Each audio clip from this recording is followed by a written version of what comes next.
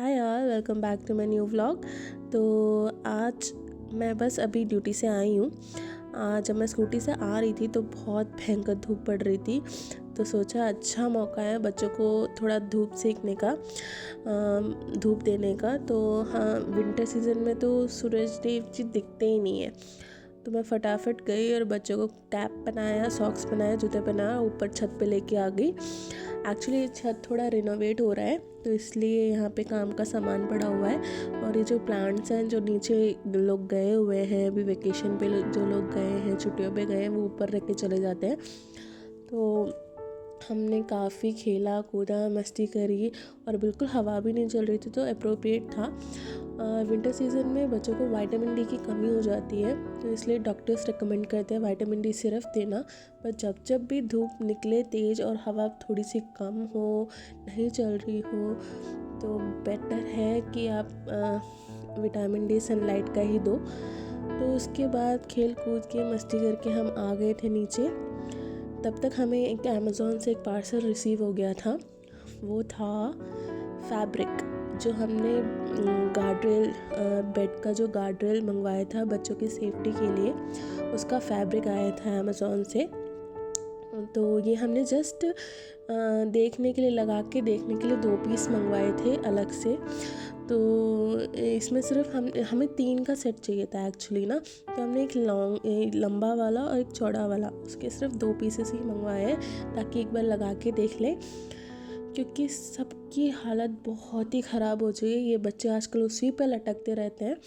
तो आते ही मैंने उनको, धूप से आते ही बहुत प्यास लग रही थी उनको, तो मैंने उनको पानी पिलाया।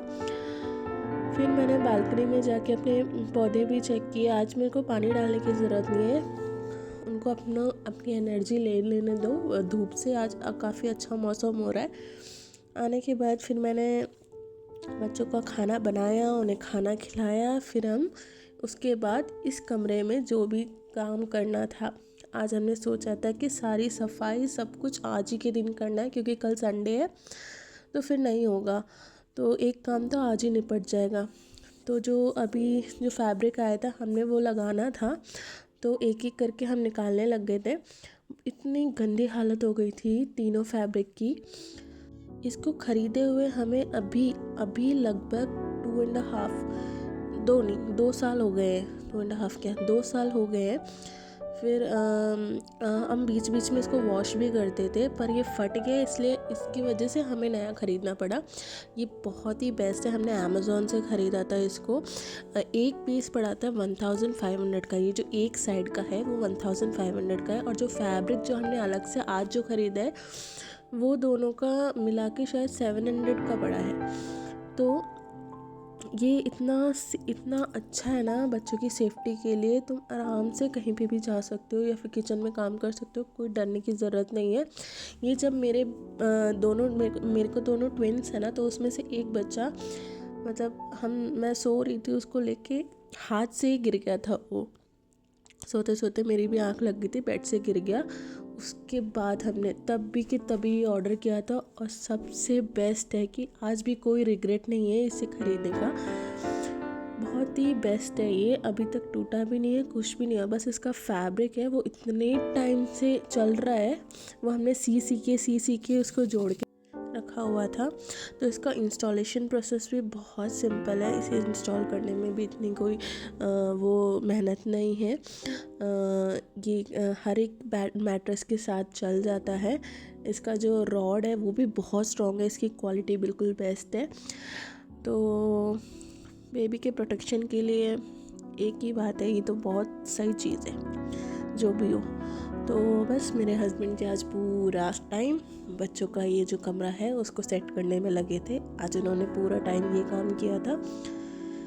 और हाँ, इसका जो फैब्रिक है वो हर बार मिलना ज़रूरी नहीं है। उनका हमेशा स्टॉक नहीं रहता उनके पास, कभी भी हमेशा आउट ऑफ स्टॉक ही रहता है। तो हमें एकदम ऐसे मेरे हस्बैंड ने बोला कि उन्होंने 5-6 दिन वेट करके जब ये स्टॉक में आया तब जाके उन्होंने ऑर्डर किया था, क्योंकि ये इतनी जल्दी अवेलेबल नहीं होता। मैं फैब्रिक की बात कर रही हूँ, पूरी चीज़ की नहीं। तो ये जब तीनों चीज़ें हमने ख़रीदी थी हमें तो फिर हमें पड़ा था ये 4500 और 5000 के अप्रॉक्स पड़ा था जब स्टार्टिंग में हमने ख़रीदा था तब। बस अब वो एक साइड बचा है, वो साइड का अभी 2-3 दिन बाद उसका भी आ जाएगा, क्योंकि वो उनके पास सिर्फ 2 ही बचे थे, एक आउट ऑफ स्टॉक था। तो फिर उसके बाद हमने सोचा कि आज ही कमरा साफ़ कर देते हैं। वैसे साफ़ तो हर रोज़ होता है, पर जो डीप क्लीनिंग होती है ना वो महीने में एक बार ही करते हैं हम, कि जाले वगैरह निकल जाए, है ना, सारी डस्ट धूल जो जम जाती है मतलब सीलिंग्स पे, फ़ैन पे, वो सब सोचा कि आज ही कर लेते हैं, क्योंकि आज सैटरडे भी है। तो इतना आज एक काम तो निपट ही जाएगा। तो ये हमारा वैक्यूम क्लीनर है जो हमने 2-3 साल पहले ख़रीदा था। एक्चुअली पता है ये थोड़ा मतलब हैंडी नहीं है, आजकल सब हैंडी लेना प्रेफर करते हैं, बट स्टिल ये बहुत ही अच्छा है। मुझे अभी तक बहुत अच्छा लगा है इसका काम करना, सब कुछ बहुत अमेजिंग प्रोडक्ट है सच बताऊँ तो। फिर सबसे पहले कर्टन हटा दिए मैंने। वो एक साइड का कर्टन नहीं हटाया था, क्योंकि उधर जो खिड़की लगी है ना, रात को वो दिखता है, आर पार दिखता है, सामने वाले बिल्डिंग को अंदर क्या हो रहा है सब दिख सकता है। तो सोचा कि एक एक करके कर्टन धोएंगे, तो मैंने इस साइड वाला हटा दिया था, उस साइड वाला रहने दिया। उसको मैं कल हटा के, जब ये वाला सूख जाएगा तो कल हटा के, कल परसों हटा के सही कर देंगे। उसके बाद फिर हमने वैक्यूम क्लीनिंग करना शुरू किया। सीलिंग, फ़ैन, कबर्ड, सब कुछ इतना डस्ट है ना, इतना डस्ट है, लिटरली बहुत ज़्यादा डस्ट है।